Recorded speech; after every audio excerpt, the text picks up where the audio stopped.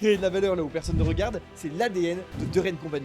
Aujourd'hui, notre concept de rénovation s'exporte partout. Alors on a décidé de prendre la route pour aller voir ce qui se passe vraiment sur le terrain. 6 jours, plus de 3000 km en camping-car dans les villes de Brest, La Rochelle, Dax, Aix-en-Provence, Grenoble et Rennes. Installez-vous confortablement, le road trip commence maintenant. C'est parti pour la ville de Grenoble. Salut les amis, ça y est, on est arrivé sur Grenoble, l'avant-dernière étape de ce Tour de France. On n'avait pas beaucoup de route entre Aix et Grenoble, et pourtant c'était le voyage le plus long de ma vie. Tout ce qui s'est passé, il y a des moments, j'ai des trous, je sais pas, j'ai des pertes de mémoire. On est arrivé à 5 h du matin, et donc on est là, heureux de te voir. Presque à l'heure. Presque à l'heure. Ça, t'es pas obligé de le dire, espèce de méchant, hein. Il est 8 h, on n'a pas dormi. Non, c'est pas. Donc aujourd'hui, Olivier, tu nous reçois dans tes bureaux. On va aller voir beaucoup de divisions. On se coupe en 2 équipes. C'est une très grosse journée. Il y a déjà une équipe qui est partie du bureau, qui va avoir un petit appartement avec Marie, ta chargée d'affaires. Il y a également 2 autres chargés d'affaires qui sont là. On a également Bruno, le franchisé de Gap, parce que vous êtes un peu proches en termes de territoire. Et on a Adrien et Déborah qui arrivent en Haute-Savoie, qui sont aussi avec nous aujourd'hui. Et tu vas nous montrer un hôtel que tu as divisé.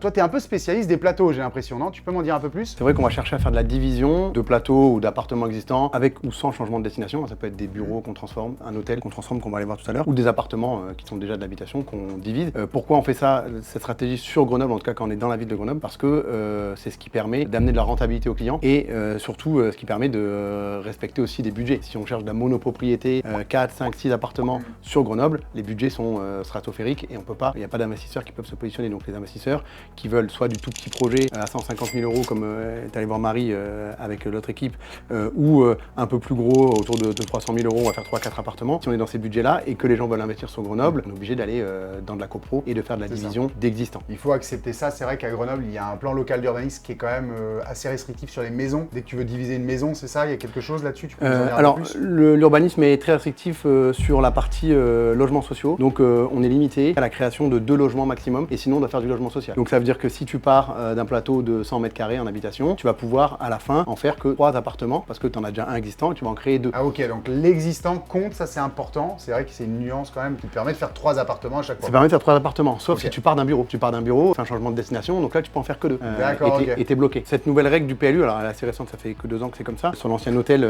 qu'on va voir tout à l'heure, on était avec l'ancien PLU, donc on peut faire plus d'appartements. Mais maintenant, dans les secteurs intéressants, on est très vite limité. À cause de ça, on a la stratégie de colocation aussi qui peut rentrer en jeu. Un appartement qu'on va voir cet après-midi, on a volontairement divisé le duplex que en 3 appartements, dont un grand, une colocation 2 chambres. Parce qu'on peut pas faire 4 studios, ça marchait pas à cause du PLU et qu'on peut pas entraîner nos clients dans des divisions qui respectent pas le PLU. Donc la stratégie, c'est de dire on fait une colocation et un studio, un T2. On va être très centré sur Grenoble. Bon, de toute manière, c'est ton champ d'opération, même si tu es sur tout l'Isère, c'est vraiment là que tu fais le gros de ton activité. Est-ce que tu peux me dire combien d'habitants, qu'est-ce qui tire la ville de Grenoble, combien il y a d'étudiants? Du coup, sur la ville de Grenoble, on a 160 000 personnes. Et après, à savoir qu'il y a une belle agglo avec des communes limitrophes où il y a aussi des choses à faire. Il y a beaucoup d'étudiants et de jeunes actifs. On a des universités, il y a des écoles d'ingé, des centres de recherche. Donc il y a beaucoup de jeunes actifs qui viennent ou d'étudiants qui viennent de l'étranger. En nombre d'étudiants sur Grenoble, on est à peu près à 60 000 étudiants.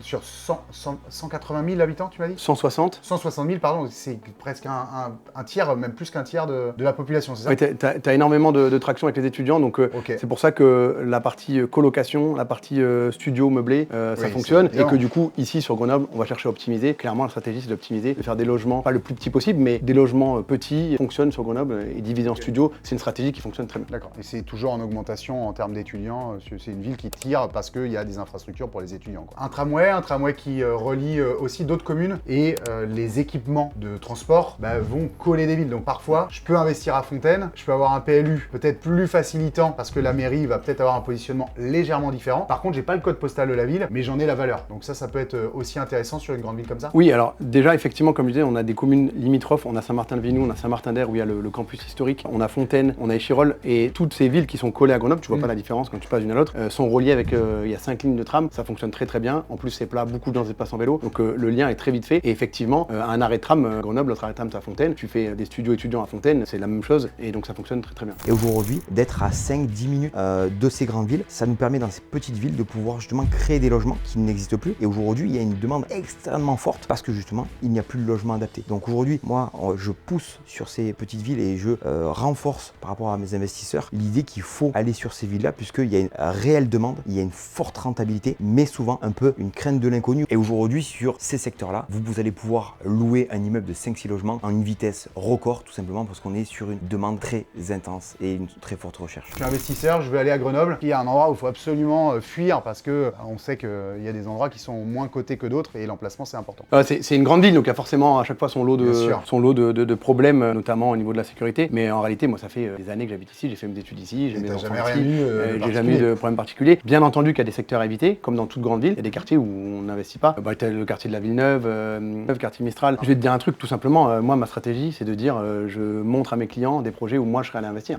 Et dans la grande majorité des cas, c'est ce qu'on va aller voir tout à l'heure, l'ancien immeuble, l'ancien hôtel où j'ai 11 appartements dedans, en face, dans l'immeuble d'en face, j'ai une colocation à moi, ma colocation historique, c'est ma première colocation à Grenoble. C'est des quartiers où je suis très à l'aise pour en parler, très à l'aise pour faire investir les gens là-bas parce que je connais très bien les quartiers et qu'il n'y a pas de problème particulier. Au-delà de cette publicité, je pense aussi qu'il y a beaucoup de gens. Vous avez la proximité de la montagne. On a quand même finalement la Côte d'Azur qui est pas si loin. Alors tout est relatif dans le pas si loin, mais il y a quand même Lyon qui est au-dessus. Enfin, c'est quand même un axe. C'est la ville-préfecture de l'Isère, j'imagine. Tout à fait. Et en fait, tu as énormément de gens qui viennent à Grenoble pour partir travailler au CEA ou chez Schneider ou autre, parce qu'il y a des grosses sociétés aussi qui sont implantées à Grenoble, mais aussi pour aller tous les week-ends faire de la grimpe, faire du ski, faire de la rando, etc. Et tu le vois d'ailleurs au style des gens dans la rue, dans Grenoble. Tu vois que c'est des randonneurs. Il n'y a pas de souci par rapport à ça. Ok les amis, maintenant on quitte le bureau, on part. Il y a déjà une équipe qui est partie sur un appartement et derrière nous on va voir un projet de marchand qui a acheté tout un plateau et il y a plusieurs étapes d'avancement et on va vous montrer tout ça.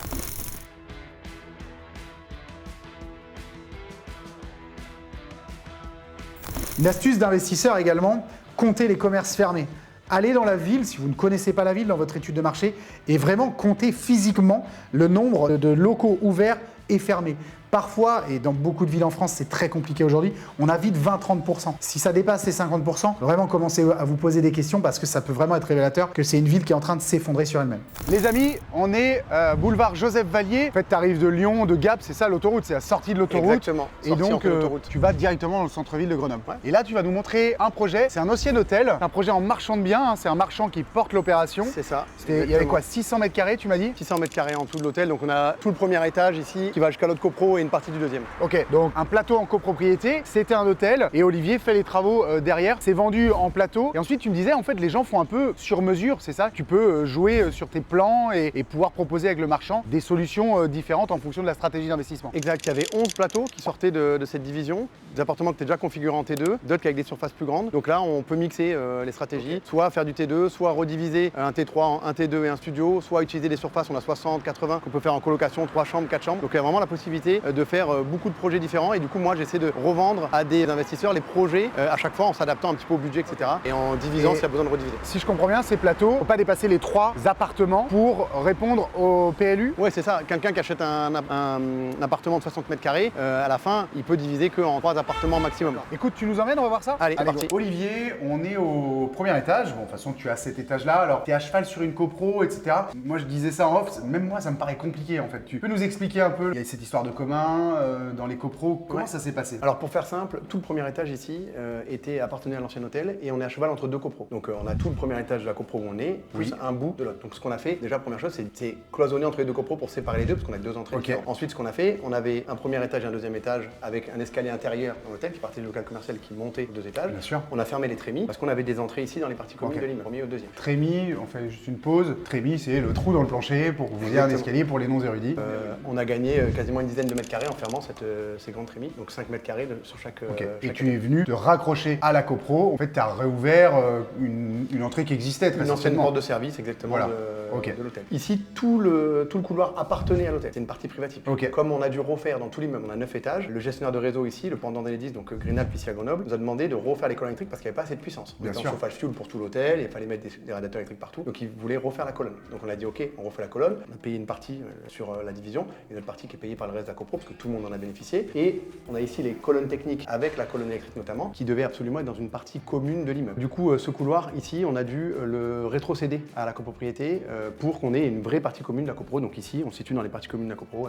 Combien de rendez-vous avec la copro, la mairie? Là, tu nous as parlé de Greenalp que Enedis, l'équivalent d'Enedis. Et combien de discussions et combien d'allers-retours pour ce Là, il y a projet? eu 6 assemblées générales de copro pour faire valider le changement de destination, les travaux de raccordement sur les colonnes électriques, les colonnes d'eau, donc entre les deux copros. Donc 6 assemblées générales extraordinaires, ordinaires, plusieurs réunions. Combien de temps? Il y a eu plus d'1 an pour gérer la division et le changement de destination. Ouais, quand même long. Effectivement, c'est long. Contraignant. C'est long, mais ça, c'est la partie marchand de biens qui a porté cette partie-là, le changement de destination. Ok. Ici, Tout on ce devait travail-là a partir- été pré-mâché finalement. Exact. Et donc tu arrives avec tes petits plateaux sur mesure, comme tu disais, Exactement. où tu peux faire. Là, tu vas nous montrer 2 T2 qui sont Ouais, finis. C'est la fini. particularité, hein, parce que les communs, vous allez les terminer, vous allez les donner à la copro. En tant qu'investisseur, la peur qu'on peut avoir, c'est également s'il y a des travaux quand j'investis en copropriété. Faut savoir que vous êtes protégé par la loi Allure. La loi Allure, vous aurez les 3 derniers PV d'Assemblée Générale. Lisez-les bien, c'est souvent là que vous voyez s'il y a des travaux qui arrivent, s'il y a des ententes ou des mésententes dans la copropriété, et même s'il y a des impayés également. Lisez-les bien, prenez le temps, sinon vous les mettez dans l'intelligence artificielle.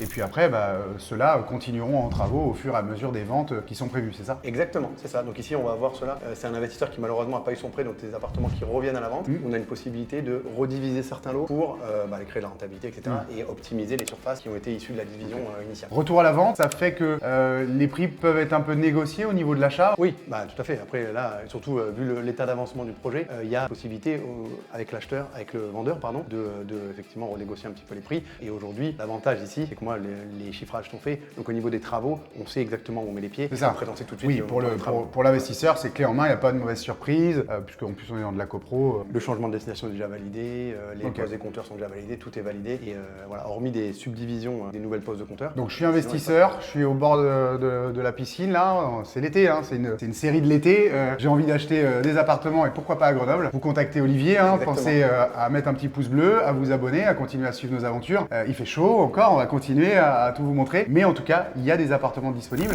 Ça c'est très intéressant, on voit la technique qui est maîtrisée de la part d'Olivier, division dans des copros. Personnellement, j'ai jamais eu l'occasion d'en faire, mais là on voit bien qu'Olivier maîtrise son sujet. Les cloisons SAD, la demande à la copropriété, on ouvre, on rend les ouvrages des compteurs d'eau. Bref, très honnêtement, là-dessus c'est quand même assez technique et je vous conseille vraiment de vous faire accompagner par un technicien comme Olivier, puisque vraiment ça peut être un sujet assez complexe. L'immobilier, maintenant, ça commence à prendre beaucoup de place dans notre vie et du coup, on est lancé dans les travaux et les opérations immobilières. Tellement contente, on va dire, du suivi, des travaux et de la qualité vraiment de cet investissement, que l'idée a mûri, on va dire, entre nous. Mais c'est vrai que la qualité de Doreen, quand on a vu les travaux réalisés en fin de l'immeuble, là, on s'est dit c'est une corde à l'arc qu'on devrait prendre pour avoir une qualité de travaux sur nos prochaines OP, quoi. Si nous étions tout seuls, je pense qu'on ne serait pas lancé dans des travaux d'envergure avec beaucoup d'immeubles ou beaucoup de lots à faire. Oui. Maintenant, fais-nous le tour du projet et on te suit. Donc alors ici, on a typiquement un T2 qui est dans son jus, hein, donc c'est tel qu'il est livré au client. Ok. Donc on a un petit peu de matos qui est déjà stocké ici parce qu'on avait entamé la partie démolition et placo, à savoir aussi qu'il y a eu des cloisons de séparation qui ont été faites entre les différents lots, cloisons SAD pour la partie phonique, etc. Ok, Donc d'ailleurs, ça c'est on verra, les portes sont déjà posées, hein, donc c'est Exactement. vraiment l'intérieur. la division est déjà réalisée. Voilà, vraiment, c'est ça. où, Ok. Et après ici, voilà, par exemple, on a un plan ici de toute cette partie qui est le long du boulevard. Ok. On peut en tout faire 5 appartements, donc du T2 et du studio. Donc Ici, là, on est dans ici, celui-là. ok. Exactement. T2, 29,6 m², studio, 17 m², on est un peu plus petit que les 20, 15 m². À Grenoble, on fait des petits On appartements. peut faire des petits appartements parce qu'on a d'étudiants, du jeune Oui. actif qui vient et du coup des petits appartements ça fonctionne très bien à Grenoble. En termes d'isolation, c'est des surfaces isolées, c'est des surfaces brutes. Tu peux nous en dire un peu plus là-dessus? On perd de la place là quand je réisole les murs. Forcément, la laine, ça vient grignoter ma surface carrée. Exactement, alors ici ce qu'il faut savoir c'est que sur des copropriétés comme ça, de cette époque de construction, on vient pas réisoler par l'intérieur parce qu'on a déjà du bâtiment en béton qui est pas trop déperditif, en tout cas c'est pas excessif, et surtout qu'on peut avoir des ravalements de façade qui vont intervenir dans les 5 à 10 ans Avec des isolations avec par des l'extérieur. Donc on ne fait pas de doublons et en plus de ça, on a des DPE projetés sur les appartements ici. On est déjà en D voire en C sur certains appartements sans l'isolation par l'extérieur. D'accord. ok. Donc on va pas réisoler par l'intérieur juste pour dire on isole par l'intérieur. C'est aussi ça qu'on apporte aux clients sur de la copro. Le conseil sur des copros de cette taille-là, en tout cas, c'est de pas isoler par l'intérieur et de laisser les appartements comme ça. D'accord. D'autant plus qu'on a déjà des bonnes performances avec le dépôt. Ok, oui, bon. C'est vrai que les performances, si on s'y arrête un peu, c'est-à-dire que là, on est en premier étage, donc zone chauffée en dessous, au-dessus. On va être mitoyen parfois d'un côté à l'autre. Donc finalement, le côté déperditif, c'est vrai qu'on le voit beaucoup, mais dans des grandes villes, j'ai vu notamment pas mal de projets sur Angers où finalement ils réisolaient juste avec 5 cm d'isolant pour passer les réseaux électriques, etc. Et en fait, le prix au mètre carré est parfois tellement cher, d'accord, que ça valait pas le coup, grosso modo. Et en termes de DPE, il n'y avait pas une amélioration tellement significative. Ici, on a la possibilité du coup de faire un T2 et un studio dans toute cette longueur ici. C'est impressionnant, Et- tout ce passage de câbles, etc. Là, vous le faites vraiment de manière industrielle, finalement, ce travail-là. C'est propre, quoi. Tu as des obligations au niveau des communs de faire ces chemins de câbles aussi propres ou tu pourrais les passer n'importe comment? Exactement, là c'est les dérivations individuelles et les exigences du gestionnaire de réseau Ok. sur les dérivations individuelles qui nous obligent à avoir ces chemins de câbles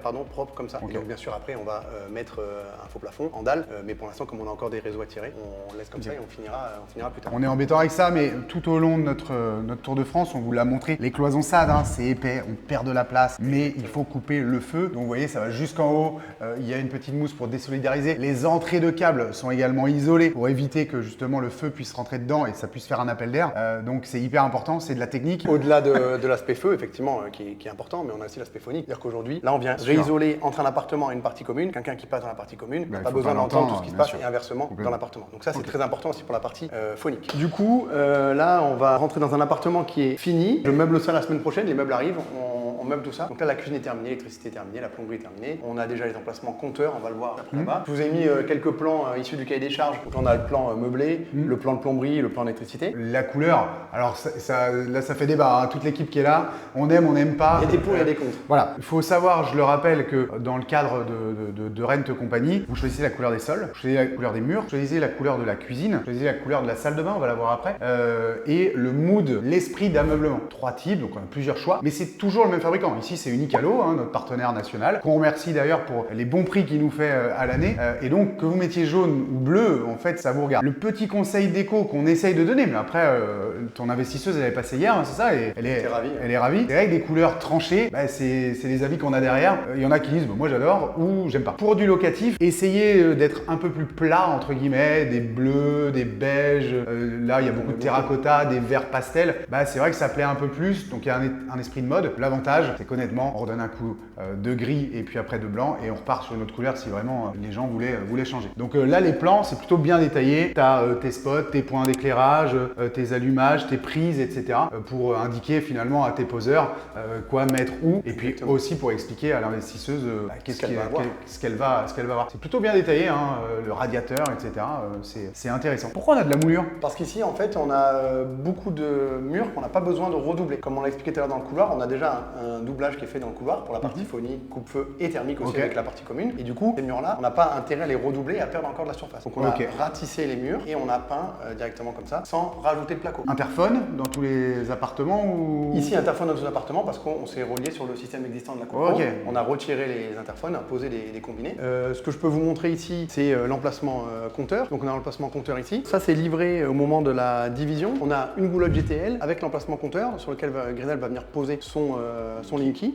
Et puis le tableau électrique ici, tableau électrique de rangée pour le T2 avec tout ce qu'il faut. Donc tableau, le grand, hein, c'est le partenaire national de Rent Compagnie, c'est ça? La gamme Duxi. Tu nous expliques un peu la salle de bain avant qu'on aille dans la chambre? Donc ici, salle de bain, on a réutilisé un volume d'une ancienne salle de bain d'une des chambres de l'hôtel. Là, c'est 2 chambres d'hôtel fusionnées pour faire un T2. On a réutilisé ce volume ici pour faire la salle de bain. Un bac de douche en 80 par 80, un meuble vase de 60, un WC ici, le sèche-serviette qui est là, le ballon d'eau chaude qui est derrière, la VMC qui est là. Important sur la VMC ici, quand on a une VMC et qu'on est en copropriété, pour pouvoir sortir à l'extérieur, soit on perce le mur, qui est assez compliqué en copropriété parce qu'il faudrait des autorisations, etc. Soit on trouve une solution pour sortir à l'extérieur sans percer le mur. Et en fait, ce qui s'est passé ici, c'est qu'on avait une allège fixe vitrée. On a enlevé la vitre, on a mis un panneau sandwich, on a percé et on a notre VMC qui passe dans le doublage ici et qui ressort là pour aller vers l'extérieur. Donc on a un appartement qui est du coup ventilé. On est obligé de créer une ventilation, sinon effectivement on va avoir de la moisissure, un appartement qui va rester humide. Et puis deuxième deuxième point, au niveau du DPE, le fait d'avoir une VMC, ça améliore grandement la note et ça permet d'avoir quelque chose qui sort bon DPE. Ok Olivier, on termine avec la chambre, hein. Évidemment un T2, c'est une chambre, un salon, 30 mètres carrés. On a des réactions derrière la caméra, on voit la surface qui nous disent franchement ça fait plus grand. Et c'est vrai que depuis le Covid, on a perdu quasiment une pièce, on a perdu quasiment 20% de surface, mais malgré tout quand c'est bien fait, là on a un joli rectangle, tu as quand même la partie salon, cuisine, la 3D permet de dessiner quasi 2 espaces dans un seul, et puis derrière on a la chambre à l'autre bout, la salle de bain entre les deux. Tu n'as pas fait de WC séparés, parce que c'est vrai qu'elle est très carrée, mais on l'a vu dans d'autres projets, les salles de bain couloir, on peut souvent avoir des WC séparés, et moi je trouve que c'est hyper agréable. Alors on a fermé les volets, parce qu'on est en pleine période de canicule au moment où on tourne, on a choisi la bonne semaine, mais en tout cas ça marche parfaitement. Qu'est-ce que tu peux nous dire un petit peu sur cette chambre? Sur la chambre, rien de spécial, si ce n'est qu'effectivement au niveau de la disposition, la fusion de 2 chambres d'hôtel historiques fait qu'effectivement on a un rectangle qui est parfait pour faire un T2. Franchement là c'est la disposition parfaite et d'ailleurs il y en a d'autres dans la division, d'autres T2 qui sont dans cette configuration là et on est vraiment sur quelque chose qui rend bien. Chauffage électrique, les fenêtres étaient existantes. Les fenêtres étaient existantes ici, donc là ils ont eu déjà un petit coup de propre parce qu'elles étaient vraiment plus sales que ça. On se rend pas compte, c'est vrai qu'en tant qu'investisseur, si vous faites des travaux, on l'a déjà dit aussi plusieurs fois, mais changer une fenêtre, déjà, va pas vous faire gagner de DPE. Parfois, c'est vrai que quand on les voit, ça frotte, etc. On va pouvoir régler au niveau des pommelles, partout, redonner une seconde vie. Et chez Derent, on a un forfait où, en fait, on nettoie la menuiserie. Faut savoir que le ménage, c'est un travail gigantesque. Si vous rénovez vous-même, vous dites pas, on a fini les travaux, chérie, c'est fini. Non, non, tu as un week-end à tout nettoyer, à tout cleaner. Donc, généralement, on les clean avant, parce que si tu commences à nettoyer une fenêtre sur un mur qui vient d'être peint, tu vas tout abîmer. On peut changer les poignées facilement. Changer aussi. Bon, bah tu vois, on applique bien les mêmes process. Vous venez dévisser la poignée, vous achetez une poignée neuve, ça redonne une vie parce que souvent elle se raye, c'est en aluminium. Olivier vous a parlé de ventilation motorisée, contrôlée. Évidemment, si vous mettez une VMC dans la salle de bain, dans les WC et dans la cuisine, eh bien dans toutes les pièces sèches, chambre, salon, il va falloir des grilles de ventilation parce que les fenêtres sont isolantes. S'il n'y a pas d'air qui rentre, la VMC aspire pas d'air et donc forcément ça fonctionne pas. Pareil au niveau des portes, il faut détalonner les portes, qu'il y a un petit peu de passage. C'est vrai que pour le bruit, toujours un peu embêtant dans un appartement parce que on fait des trous un peu partout, mais c'est assez dingue. On réisole les maisons, on réisole les apparts, mais si vous êtes en vase clos, c'est là que vous allez avoir l'humidité va rester à l'intérieur, vous allez avoir des odeurs et surtout vous allez abîmer toutes les plâtreries quoi. Donc bon, on voit encore une fois ce grand couloir, hein, des plateaux à rénover et puis un dernier appartement. On va finir avec celui-là. Rapidement, je t'en prie, je suis derrière toi, je te protège, Olivier. C'est bon. Alors on a une configuration similaire, bien que voilà la cuisine n'est pas exactement la même, la porte d'entrée n'est pas exactement au même endroit, mais globalement on a la pièce de vie ici, la salle de bain derrière et la chambre. Bon, toujours tes plans, du radiateur, un peu de trappe de visite, c'est intéressant. On voit que tu poses du multicouche. Multicouche. Ici, on a la nourrice pour départ chaude eau froide. Donc j'ai fait exprès de laisser la trappe ouverte pour qu'on voit les départs ici. Donc on l'a fait aussi en fonction d'où arrivait notre dérivation individuelle d'eau. Donc le compteur, il est sous l'évier ici et les nourrices ici. La cuisine qui est juste là, ici on a un linéaire par rapport à l'autre qui était en angle parce qu'on avait ici un décroché dans le mur. Un faux plafond, je vois qu'il y a une sorte d'encadrement ou de coffrage, si on peut dire. Exactement. Il y a une raison technique à ça? C'est pour passer les réseaux d'électricité. C'est plus joli que de moulure. Et à vrai dire, c'est le plaquiste électricien qui se sont mis d'accord pour faire ça. Le plaquiste qui m'a dit je fais ça, ce sera mieux pour l'électricien parce qu'ils s'entendent bien. Ça fait joli, ça assoit un peu. Et c'était une très bonne idée donc j'ai validé ça comme ça. On est venu tout de suite dans la chambre parce qu'il y a quelque chose que je voulais vous montrer, c'est la réalité. La réalité, c'est que nous, toute la semaine, on vous a montré que ça.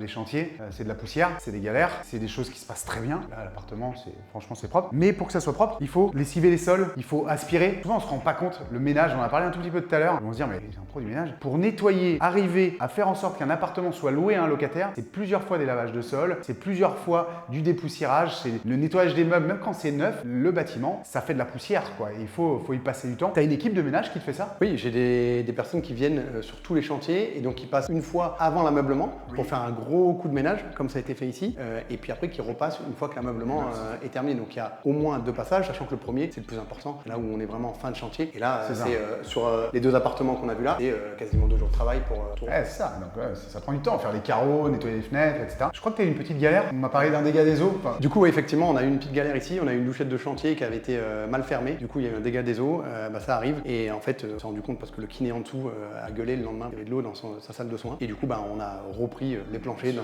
tout le salon pour pas avoir des planchers déjà gonflés. C'est vrai que le dégât des eaux, on l'oublie souvent, c'est vraiment un conseil que je vous donne, quand vous faites une rénovation, coupez l'eau tous les soirs. Enfin, moi moi, personnellement, les équipes de travaux que j'ai en Bretagne, je leur dis, je leur répète. Ok Olivier, merci pour le tour du propriétaire. Des appartements qui sont quasiment terminés, prêts à être exploités, des appartements encore en vente, des appartements qui commencent, d'autres dans l'autre copropriété. Bon, on a fait bien le tour. Alors le projet qui m'a le plus aimé, c'est le projet que je fais actuellement en centre-ville de Gap, puisque c'est une maison qui est inhabitée depuis 8 ans, qui a été achetée pour être rénovée 2 fois et qui n'est jamais été allée au bout, parce qu'à chaque fois les propriétaires ont abandonné par l'ampleur des travaux. Et aujourd'hui, on est à plus de 70% de réalisation des travaux et j'ai hâte de pouvoir présenter ce projet. C'est vraiment un projet qui me tient à cœur. Là, j'ai eu tous les problèmes possibles, que ce soit avec la ville, que ce soit avec les voisins, Total, les réseaux, EDF, Veolia, la fibre. Je crois, tout ce qui se passe bien, c'est ce que les gens ont peur, c'est-à-dire les travaux. Et bien aujourd'hui, c'est ce qui se passe le mieux parce qu'effectivement, avec Dorian Company, on a une organisation, c'est cadré, carré comme le dirait William. Et à l'inverse, tout ce qui est en dehors de Dorian Company, c'est l'enfer complet. Il y a une réelle utilité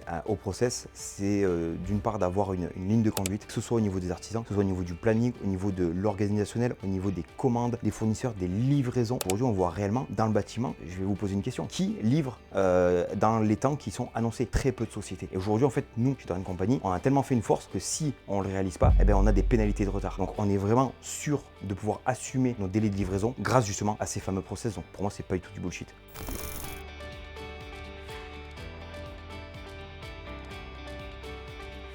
Bonjour les amis, J5 du Tour de France, nous sommes aujourd'hui à Grenoble, une ville de 156 000 habitants, agglomération 450 000 habitants et nous sommes au pied d'une copropriété. On va visiter avec Marie qui est partie ouvrir l'appartement, un grand appartement qui a été divisé en 2 logements. Nous voilà à l'intérieur de cet appartement. Merci Marie d'être présente et de nous présenter ce projet. Est-ce que tu peux brièvement nous présenter l'opération? Alors pour définir le projet, donc là on est au premier étage d'un immeuble en copropriété. Le but ça va être donc de diviser en 2 ce bien-là qui fait dans les 41 mètres carrés et donc de réaliser un T1 bis et un T1 sur ce plateau-là. Donc on est sur un projet avec un prix d'achat qui est à 69 000 €. Donc pour Grenoble, c'est déjà un prix qui a été en tout cas étudié en amont pour qu'il soit intéressant, ne serait-ce que par l'achat. Ensuite, donc, nous, on a prévu 70 000 € de travaux sur ce bien-là pour le rénover, le meubler, faire du clé en main en fait. Et donc on arrive avec un total, si on rajoute les meubles, de 10 000 €. Donc on est sur un projet global total de 149 444 €. En location longue durée, sur le T1 bis, on serait à 560 € par mois. Et sur le T1, en location courte durée, on est sur 865 €. Donc à peu près quoi, 1400 € de loyer cumulé? Exactement. Et le même appartement loué en, c'est quoi, c'est un T2. T2, il aurait été loué combien? Il aurait été loué environ 690 €. D'accord, donc plus du double déjà. Oui. Ok. Et concernant donc, la plus-value, ici, sur des secteurs comme celui-ci, donc on n'est pas tout à fait au centre-ville de Grenoble, on n'est pas non plus dans du patrimonial, bâtiment haussmannien et tout ça. Là, on va être plutôt sur un prix de revente, une fois la division faite et les appartements rénovés meublés, à environ 3 900 € le mètre carré revendu. On est sur un coût projet combien là? 3 600 € le mètre carré. Donc il y a 300 € du mètre carré En plus-value latente. Ok. En plus un rendement de 7,5 quasiment. Donc on voit vraiment la valeur ajoutée que peut apporter la maîtrise de son marché, évidemment quelqu'un de très compétent, et l'art de la division qui plus est officielle. Est-ce que tu nous fais un petit peu visiter maintenant? Allez, c'est parti. Donc c'est parti, donc on est ici donc sur ce plateau qu'on va pouvoir diviser donc en 2 appartements, donc un T1 bis et un T1. On a une salle de bain avec des WC, une douche et un lavabo. De ce côté-là, on va avoir plutôt une pièce à usage de chambre. Ici, la cuisine séparée et de l'autre côté, on va avoir le salon séjour. On va créer une estrade ici pour pouvoir récupérer des évacuations là où elles sont, c'est-à-dire juste à gauche, et redistribuer en créant une autre salle de bain et des WC du côté droit. La pièce qui sera celle du T1 bis. Donc là, ce qu'on va faire, c'est qu'on va refermer juste ici, poser une cloison SAD et on va pouvoir rediviser les 2 logements. Ici, on va casser cette cloison-là et les acquéreurs vont porter d'un balcon. On a un petit balcon aussi ici. Ici, donc, on recrée un sas d'entrée. On distribue donc avec cette pièce-là. On a dit que celle-ci était à supprimer. Ici, on va donc rénover la salle de bain. On en parle là. Initialement, donc, on a toute cette surface-là de 41 mètres carrés pour ce T2. Donc, ce qu'on va faire, c'est que là, on entre par la porte d'entrée. Ici, on va créer un sas, environ 1 mètre carré, et on va créer 2 portes palières, là, qui puissent desservir un appartement de ce côté-là et un autre appartement de l'autre côté. Ici, on va pouvoir recréer une division avec une estrade en nous récupérant sur des évacuations qui sont juste là. Donc, voilà ce qu'on va faire. Ici, donc on aura le T1 et de l'autre côté, on a le T1 bis avec un balcon. C'est une entreprise de travaux clé en main. Notre cœur de métier, c'est de faire des travaux. Par contre, on a choisi d'être dans la niche de l'investissement locatif. Et à ce titre, on a développé plein d'autres compétences comme celle du sourcing, celle de la transformation, celle de l'optimisation de l'espace, l'art de la division, entre autres choses. Et donc, naturellement, les artisans et professionnels de l'immobilier qui nous rejoignent et qui veulent être guidés, optimisés, réussir équipés d'un GPS dans ce monde de travaux, qui plus est clé en main. Donc, on appréhende des travaux avec beaucoup de hauteur et de globalité. C'est vrai qu'en plus, il y a une montée en compétences, je vais oser le dire comme ça, parce qu'il y a la maîtrise du montage d'opérations, de l'optimisation de l'espace. En intégrant Derennes Compagnie, il y a une montée en compétences, en plus d'être quand même relativement guidé vers ce qu'on peut appeler la réussite, même si elle est un petit peu propre à tout à chacun. Mais oui, on appréhende les travaux, la rénovation avec beaucoup de hauteur, parce que ça va du sourcing à l'optimisation d'espace, au montage d'opérations avec toute la gestion de l'urbanisme, dérouler tout le projet et avec une livraison réputée parfaite pour le client.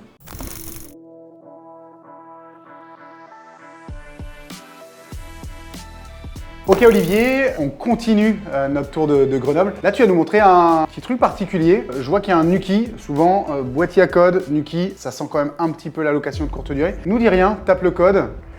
Attention, c'est parti.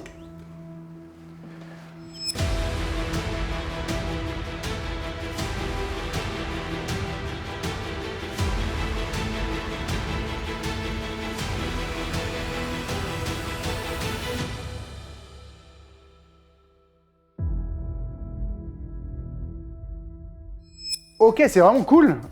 J'ai vraiment l'impression d'être au ciné. Vous avez quand même mis le paquet. J'en ai vu des ciné-homes. T'as vraiment une vraie impression. Je vois l'almanach de Retour vers le futur. Je vois le skateboard. Je vois ça. Combien ça coûte cette statue-là? Ça coûte quasiment 2000 €. D'occasion. Ok, donc vous êtes allé totalement rénover. Tu vas nous en parler après. Mais en fait, t'as dû passer un temps fou à chiner. Voilà, la poubelle dans la salle de bain, ça imite un seau de popcorn à l'américaine. Et la machine à popcorn. Les affiches, tout ça, tu les as trouvées où? Les affiches imprimées, tu les as fait faire? Ouais, les affiches, c'est imprimé, donc il y a des sites spécialisés sur les affiches de cinéma que tu imprimes sur des cadres. Et là, c'est vraiment une volonté forte de la cliente d'aller très loin dans la déco, c'est vraiment la déco sur ses appartements. Il y en a deux, il y en a un autre qu'on verra tout à l'heure. Et donc vraiment, le but, c'était d'aller très très loin dans la déco et de pousser vraiment le truc à fond avec plein de références, etc.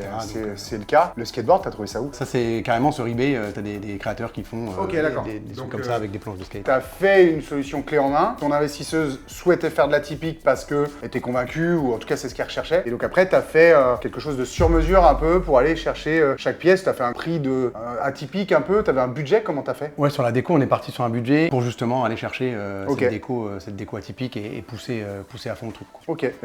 Les sièges de cinéma comme ça, pareil, c'est quoi? C'est d'occasion? C'est des vrais...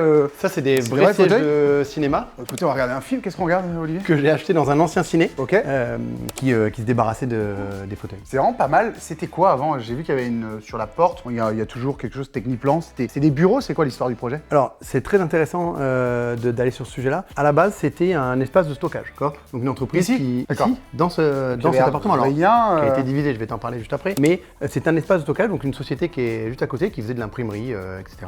Historiquement, et une société qui a fermé, qui était propriétaire de ces locaux, ils s'en servaient comme stockage. Donc ici, il y avait des archives, donc il y avait des grands rouleaux de plans industriels, des dossiers clients, etc., etc. Et quand on a acheté ici, quand la cliente a acheté, à la base, on n'était pas sûr, qu'on n'avait pas tous les éléments pour savoir quelle était la destination du bien. Si c'était un commerce, entre guillemets, ou un espace de stockage, ou un appartement. Et du coup, c'était quoi la destination après avoir investigué un peu? Au démarrage, quand la cliente a acheté ici, on pensait que c'était un espace de stockage, donc on voulait garder la destination commerciale, entre guillemets, pour la location de courte durée. Sauf qu'en creusant le sujet, quand moi j'ai mis le nez dedans et que j'ai vraiment cherché avec le règlement de copro, l'acte de propriété, etc., on s'est rendu compte que c'était en fait un appartement. Et que ça n'avait jamais été fait officiellement, on n'avait jamais fait le changement vers l'espace de stockage.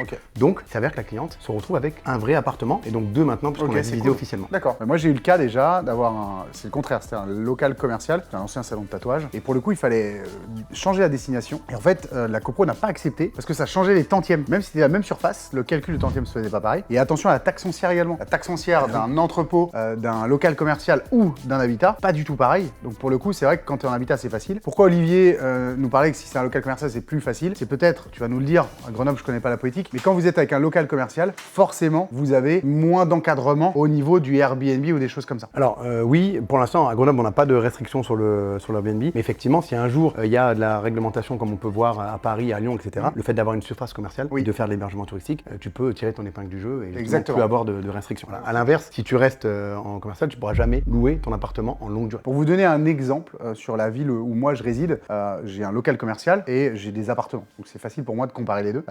Saint-Brieuc, 12,50 € du mètre carré à peu près en foncier. Un local commercial, 25 € à 30 €. Donc c'est pas du tout, ça peut grandement influencer en fonction de la taille et l'endroit où on est. Olivier, on est un peu bas de plafond, mais en fait le local était très haut de plafond. Ça a été créé ça? Oui, l'espace mezzanine ici, alors il y avait historiquement une petite mezzanine qui existait mais qui n'était pas du tout renforcée pour pouvoir avoir un lit, etc. Donc en fait on a créé effectivement cet espace pour à la fois avoir un espace nuit séparé de l'espace de vie entre guillemets, de la partie cinéma, et puis pour mettre la salle de bain en dessous avec la balnéo, etc. qu'on verra. Ok, qui a été pensé, je me suis tapé la tête tout à l'heure, je pense que vous avez anticipé ce genre de choses. Il y a une VMC, il y a une salle de bain juste en dessous, ça c'est malin, quand vous avez de la hauteur sous plafond. Combien on a de hauteur sous plafond à peu près ici? 4,20 m?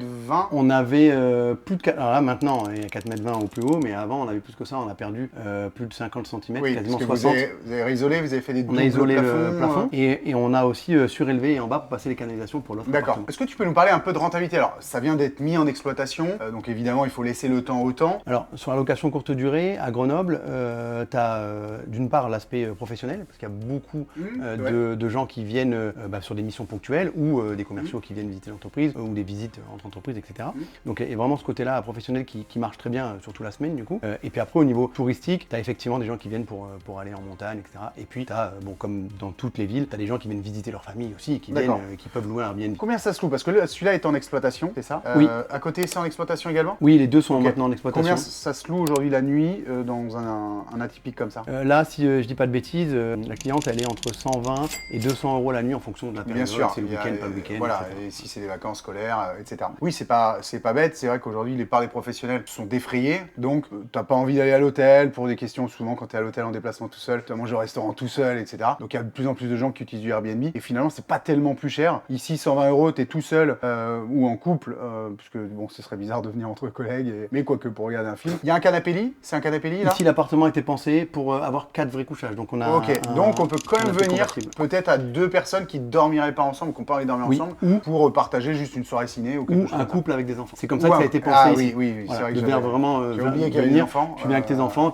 tu passes à Grenoble, tu as besoin d'un Airbnb, tu prends ça, tu te regardes un film. Tu les as à côté, ils regardent un film et ok. Franchement, je l'avais vu en photo et je trouve qu'il est beaucoup mieux en vrai. Voilà, je te le dis honnêtement, parce que je le voyais, je l'avais vu pas vite fait passer comme ça. L'atypique, très honnêtement, c'est pas quelque chose qu'on promouvoit beaucoup dans la série et dans le Tour de France, parce que il y a du risque.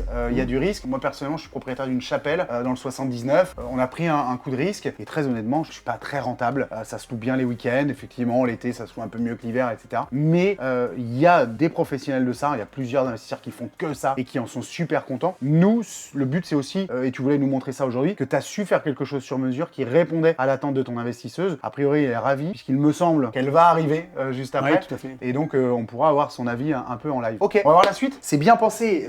La douche, vous l'avez rehaussée parce qu'en fait, vous avez mis un renfort, donc il y a ce côté garde-corps. Et vous avez mis une balnéo. Donc en fait, c'est pas qu'une ciné-room. Ça peut être aussi un moment avec son amoureux ou son amoureuse. Exactement. Et on se met là, on est tranquille. La VMC est au bout. Et il y a encore une fois des clins d'œil au cinéma. L'effet damier, j'imagine que c'était recherché. Exactement. Non, ça marche vraiment bien. Et il y a Spider-Man aux toilettes. Combien ça a coûté à peu près? Je sais que t'as pas tous les chiffres en tête, t'as tellement de chiffres sur ton secteur tout le temps. Mais combien ça a été acheté à peu près? Combien ça a coûté de travaux? Combien ça aurait coûté de rénover classiquement, selon toi? Et combien ça a coûté au moins toute cette décoration?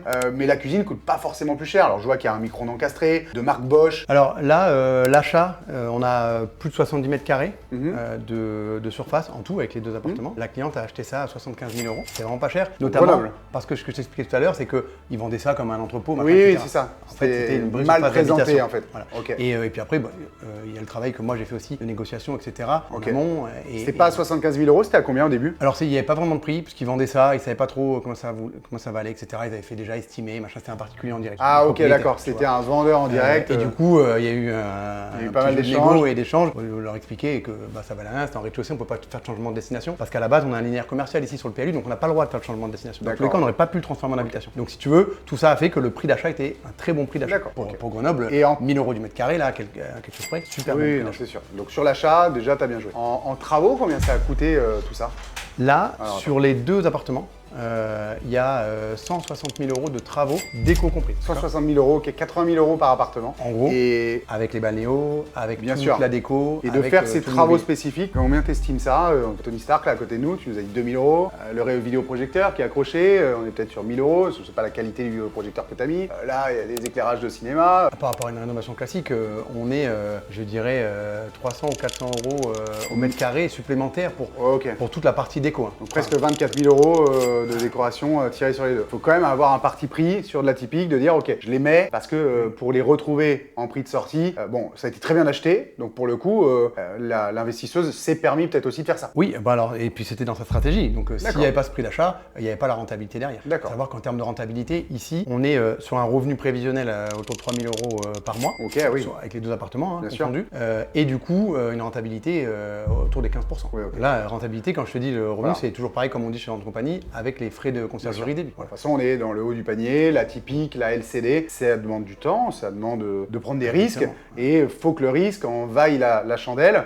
Bien sûr. Est-ce qu'elle a investi dans d'autres choses Tu pourras peut-être lui poser la question tout à l'heure, mais c'était son premier investissement, elle est du coin, décris-la nous, et puis en plus vous allez la découvrir juste après. Donc, Elle est du coin, elle est déjà dans l'événementiel, dans les mariages, Ok. etc. Donc, si tu veux, c'était vraiment son projet de faire de la location, D'accord. de la Ok. location atypique. Donc, elle maîtrise son sujet, elle gère une grosse partie elle-même de toutes les D'accord. rotations avec les clients, etc., avec ses femmes de ménage, et une partie en conciergerie quand elle est absente. Mais voilà. Donc, Ok, c'est vraiment, c'est un, entre guillemets, un projet de vie. je pense qu'on part dans celui d'à côté, qui tu Yes. m'as dit est totalement différent. On garde la surprise, on va voir tout ça. Top, pas si vite. Si tu veux voir la suite du chantier, il va falloir s'abonner pour ne pas louper les prochains épisodes qui sortent d'ici quelques jours. Mais bon, comme on est sympa, voici quelques extraits. Il y a eu énormément de problèmes, des fuites sur des robinets, sur la balnéo par exemple, on a eu un dégât des eaux, on a eu un problème sur la colonne d'évacuation d'eau de l'immeuble, on a dû refaire le WC qui est derrière, on l'a refait 2 fois d'ailleurs. Donc sur le total du projet, donc on est sur 435 923 €, un rendement donc qui est à 10,53 et donc au niveau de la plus-value latente, Quasiment 800 € du mètre carré de plus-value latente. Et c'est grâce à ta rencontre et au concept de Rent Company, vraiment ce côté all-inclusive, prise en charge de A à Z, que nous, on s'est senti capable. Voilà, qu'on s'est dit, ok, bah, il y a quelqu'un qui est là, il y a quelqu'un qui s'y connaît, c'est pas nous qui allons gérer s'il y a le moindre souci. C'était un duplex à la base, Ok. et du coup on a fait 3 appartements. Et le résultat, honnêtement, bluffé. C'est super beau. Félicitations, franchement, t'as fait du bon boulot. N'oublie pas de liker, partager, commenter et on se retrouve très bientôt. Va falloir être patient.